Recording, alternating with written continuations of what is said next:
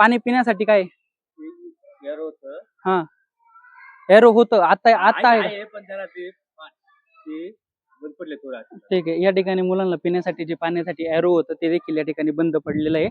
आणि चालू आहे. एरो आणलंय पण चालू नाही केलं. सर तुमचं काय नाव? माझं चालू आहे ना. तुम्ही काय करता या ठिकाणी? या ठिकाणी मी गावकरी काय सर ठीक आहे चालेल.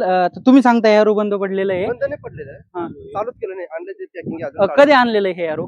आता 2-1 महिने झाले. 2-1 महिने एरो आणून झालेले आहेत. पाण्याची- परंतु पाण्याची- मग आता मुलांच्या विद्यार्थ्यांच्या पिण्याच्या पाण्याची सोय काय या ठिकाणी? पाण्याची सोय नाही का? हम्म. आता जलजीवन चालू आहे नाही का? मग ठीक आहे. ती नावेला आम्ही चालू केली.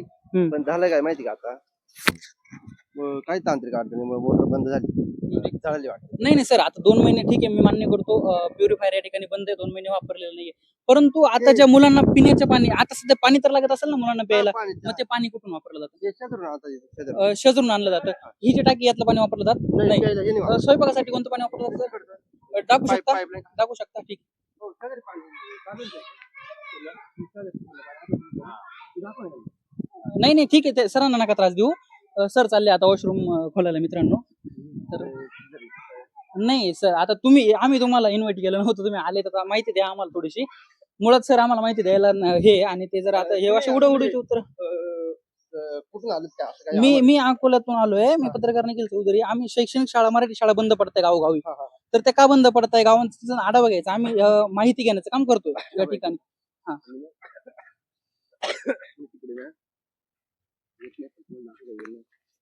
सर आता दाखव का? दाखवा काय हरकत नाही. कोणी असेल तर आम्ही त्यांच्यासोबत बोलून घेतो.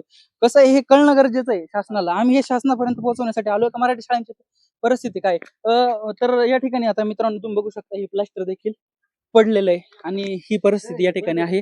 नाही हे बंद आहे 15 वर्ष आले. आपला 10-12 वर्ष आले. ते बंद आहे. सर. हे नवीन बांधलेले आहे. आता सर तर म्हणे चालू आहे. नाही सरांना एवढं काय नॉलेज आहे ते आता काय बोलायचं मी ते शिकवतो त्यांना माहित नाही. शिकवत आपण मग आता माझं एमएससी बीएड झालं केमिस्ट्री. ज्युनियर कॉलेजला शिकवतो मी. सर आता किती दिवसापासून शिकवतो इथं? सरांचा अनुभव असेल पण शेवटी जिल्हा परिषद शाळेत मला शिक्षक लोक माहित नाही का कोणाला किती जुन्या काळातले शिक्षक लोक तेवढं मेंटॅलिटी काम बोला ना. आता काय बोलायचं तुम्हाला. नाही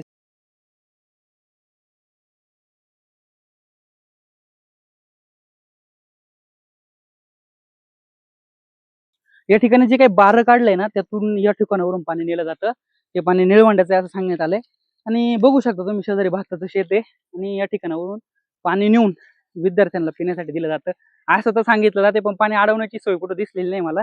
आणि स्वयंपाकासाठी सुद्धा इथून पाणी नेलंय असं सांगितलं जाते. आता आपण शाळेत जाऊन आणखी थोडेसे 2 गोष्टी जाणून घेण्याचा या ठिकाणी प्रयत्न करू.